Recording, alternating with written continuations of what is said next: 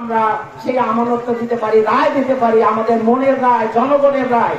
এবং আমাদের যে করে মানুষকে মানুষ মনে করে না, সম্মান করে না, শুধু নিজেই এত বড় বলা হয়েছে।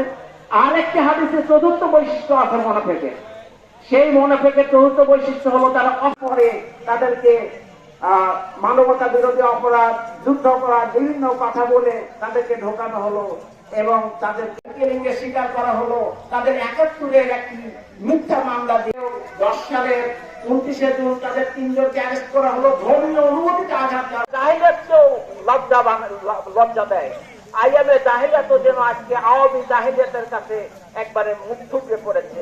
দুর্নীতিও যখন দেখতে পায়নি তখন তারা খুব কৌশলে ভারত থেকে উদ্ভূত হয়ে এখানে শত সংঘাতের মাঝে এই কাফেলা এসে দাঁড়িয়েছি। এ প্রশ্ন করে আমরা কোথায় যাব? আমরা তো বলে আমরা জানি আমাদের ভয় দেখিয়ে শয়তান নিজেই অন্ধকারে পালিয়ে যায়।